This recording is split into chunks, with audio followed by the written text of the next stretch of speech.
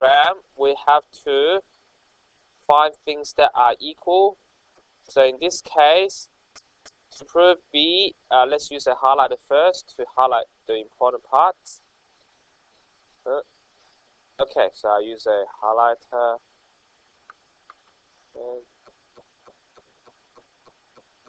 Alright, highlight. Okay. My pens are horrible. Okay. Alright. Okay, so the one we're interested in is this triangle, this parallelogram. We need to prove this is a parallelogram. Now, how do I prove it's a parallelogram? We've got no information about the sides. So what you do is, in this one, it's better to use diagonals. So what we're going to do is to draw a diagonal.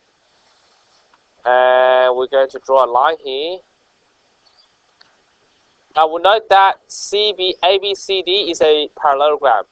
ABCD is a parallelogram that's given because you got opposite sides are parallel. Because it's a parallelogram, we know the diagonals bisect each other. Therefore, diagonals bisect each other. Diagonals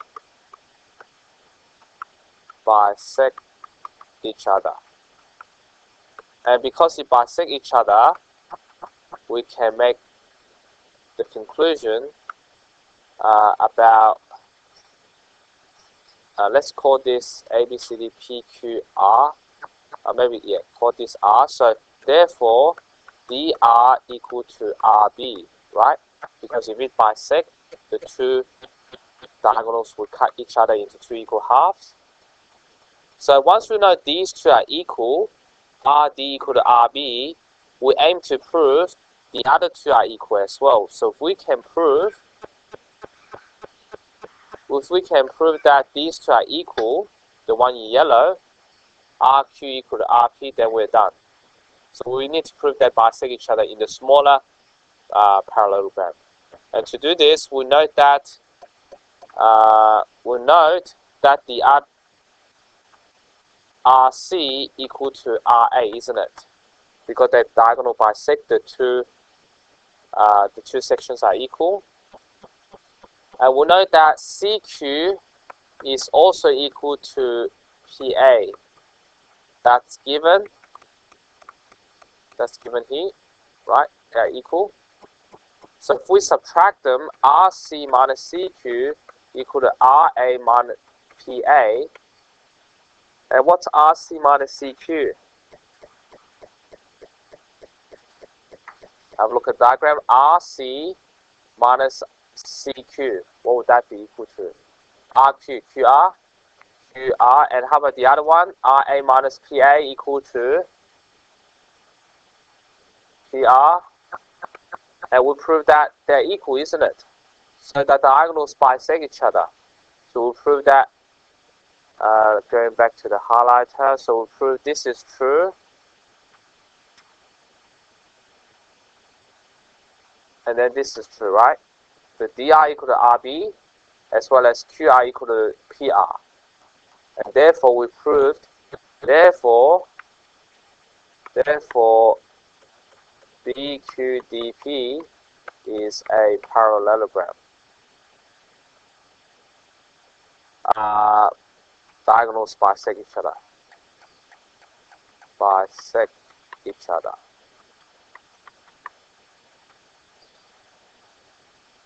Alright, okay. Good. Any question? Let's move on. That's confusing, I know. That's why it's hard, this one. Okay. Yep, that's like a hard exam question. So you try to prove the diagonals are equal. Yep. Of the smaller rectangle, of the smaller parallelogram. Okay. And then last lesson went through all the properties of the parallelogram, rhombus, rectangle, and squares. Parallelogram has got 4 properties. Rhombus has 3 extra properties in addition to the 4 properties of parallelogram. Rectangle has 4 properties of parallelogram plus 2 additional properties. Okay, and then we'll do some calculation questions. So today we're going to look at polygons.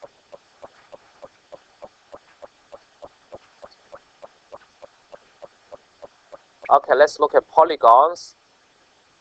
Now, the interior angle sum of the n side of the polygon is 180 times n minus 2. Hopefully you remember that from last year. That's also on the formula sheet, on reference sheet. And another rule is the sum of the exterior angle is 360 degrees. Let me show you animation how that works. So you have a polygon here. There's a car that's driving around this pentagon. Of course, that pentagon doesn't look as good as Christina's one, but we'll deal with that. Okay, so let's see. So we're going to show that the sum of the exterior angle adds up to 360. To understand how that works, I'm going to play. So exterior angle A, exterior angle B, exterior angle C. Now, once you turn 5 times, what does happen? It goes back to the original place, isn't it? So you must have turned 360 degrees. So if I show the measurement, they add up to 360. Alright, what's another way to show you? Let me show you another file. Exterior angle. So there's an exterior angle of the hexagon. Let's make that smaller. So what happens if I make this diagram smaller and smaller? Make the hexagon smaller. Smaller. Smaller. What's happening? Yeah, smaller. But what do you see the angle? They look like they add up to 360. So the angle sum is 360. Okay, so now we're going to go back to this. So we're going to use 2 rules. Yep. And let's continue with the recording. The sum of the exterior angle is 360. So no matter how many sides you have, it's always 360. Now let's do the first question. Find the size of each exterior angle and each interior angle of a 12-sided gon. So what you do is, to find the size of each exterior angle, you just have to do 360. Let me write it. So write each exterior equal to 360 divided by 12. What would that be? That will be 30, right? So each exterior angle is 30 degrees. Now how do we find the interior angle from the exterior angle? Yep, they must add up to 180, isn't it? So you just go 180 minus 30, which is 150 degrees. Like that.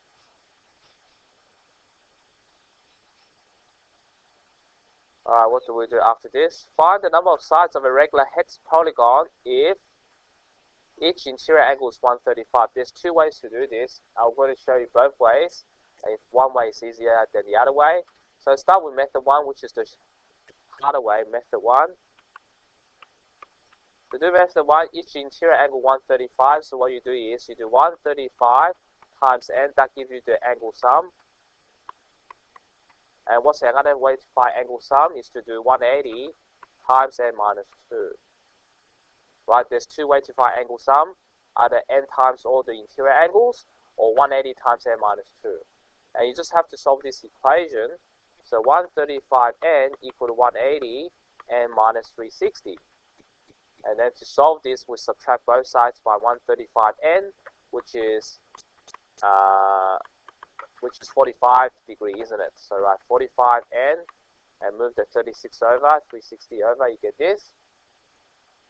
And then divide both sides by 45, gives you, I don't know, 8 sides, so it's an octagon.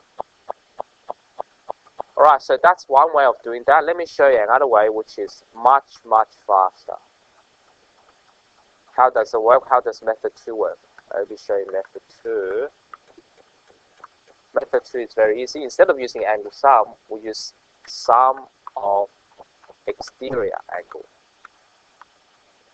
So, we know the exterior angle is 1. How do you find the exterior angle? You just go 180 minus 135, which is 45 degrees.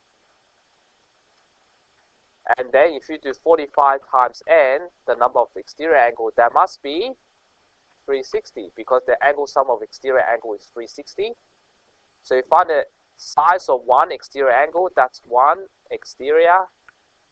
And then once you find one exterior, you can times by n to get the sum of the exterior, which is 360, and then to find n, you just go 360 divided by 45, which is 8 as well. So basically, it skips a lot of algebra, goes to this step straight away. Whereas the other method, you have to start with the angle sum of both sides. You have to do some expansion. This way, you just work out straight away. I recommend you use method 2 for part B, which is very quick. Alright, try part B.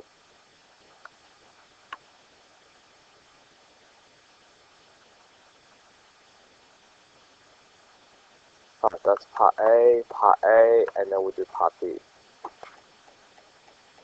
Alright, part B, the size of each exterior angle is 72, so you just go 72 times n is 360, because angle sum of exterior is 360. And to find n is 360 divided by 72, and then use your calculator. So, how many sides would it have? Is that pentagon? 5. So it has 5 sides.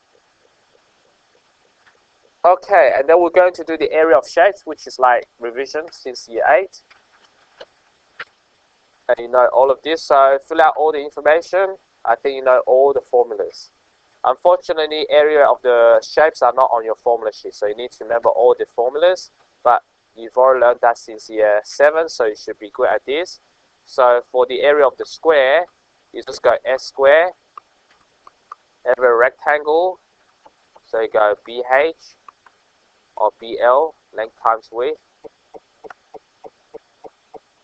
BL. Area of the triangle, base times height. Area of the parallelogram, base times height.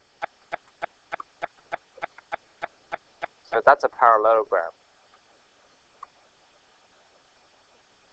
Right? What else are there? There is also rhombus. This is a rhombus. To get rhombus, you do the product of the diagonal times by half. Height, same thing. Product of diagonal times by half. Trapezium. Trapezium, you have to add the two parallel sides, A plus B, times by half H. And area of the square, area of a circle is pi r squared. Good.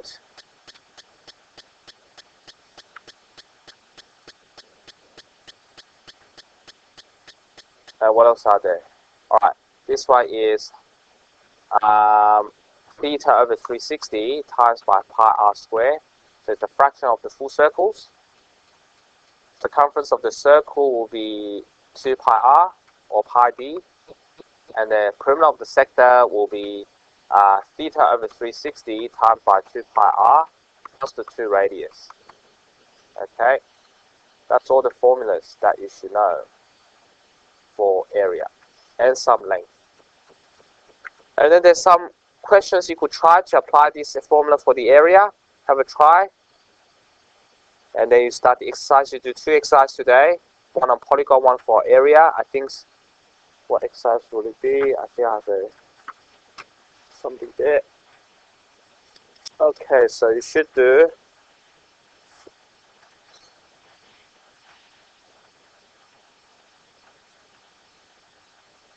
alright, go to the next page. I think it's 4.08 and 4.09. Anyway, okay, let's move on. Try this question. What shape is this? Trapezium. So a trapezium have got one pair of parallel sides. That's a trapezium. And write down the formula for the area of trapezium, which is half h a plus b. H is the height between the gap between the two parallel sides. That's your h. So you write h down. H equal to. So you write h. So you go half times 6 times a plus b, which is a is 8 plus the b. B is 5 plus 3, 16. So 8 plus 16. Use a calculator. 8 plus 16 is 24. 24 times 3 is... Say again? Yeah. 72. Yes. Alright, you just leave it like that. 72. Alright, good. Do you know what the name of this shape is? There's a name for that. No, it's flat. It looks like a donut, but it's not. It's not torus. No, torus like this, like the stuff you use in the swimming pool. It's like this. I don't know, it's hard to draw. Now it's like this thing. That's torus, right?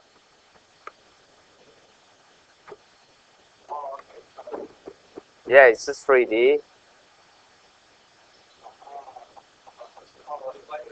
Right, that's a donut. Makes you hungry, but now the name for this is not donut, nor is it going to be. There's a special maths name. It's called an annulus. Annulus. Hopefully you heard of that word, annulus. Annulus. Okay. So what's an annulus? Is the part between the two circles, two concentric circles. And how to find the area of the annulus? You do the area of the big circle minus the area of the small circle. And you can take the pi out because there's a common factor of pi. And then you're just going to work out what's the large radius, what's the small radius. The larger radius is 6, that's capital R. And the small radius is 2.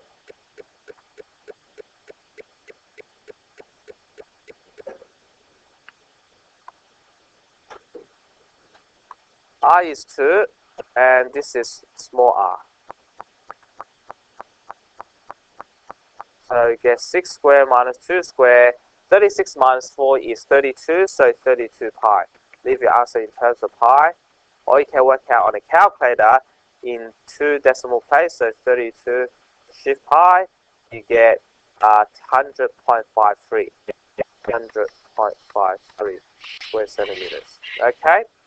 Alright, try the next question, see if you can work out. Next one's a little bit harder.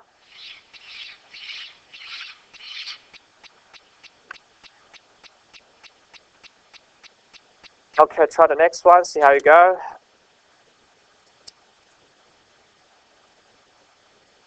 Okay, let's do this. So the diagram shows a rectangle with a square offset in one corner. All dimensions are shown in meters. Find the area of the square. So that's the area of the square you have to find out. To find that, you have to use find the missing sides, which is not given to you. Now this is 10. What's this length equal to? What's AP equal to? Yep, 2, because the total is 12, so that must be 2. Alright, we also need to know the length of SA. What's SA going to be? That's 8, so that must be 4. Now use Pythagoras to work out the missing side. So you go SP squared equal to 4 squared plus 2 squared, which is 16 plus 4, 20. Now we don't even need to find the length because the area is SP squared, isn't it? Because it's the area of the circle, so therefore area is just 20 square meters. Right? Because you just square the sides, it becomes the area of the square. And finally, to find the shaded area, so to find B shaded equals to the big rectangle minus the area of the square. Okay, so the big rectangle will be 12 times 8 minus 20. 12 times 8 is 96. 96 minus 20 is 66, right? No, 76 square meters. You should try 4.08 and 9 today. I think that's all. I kept my promise. Okay.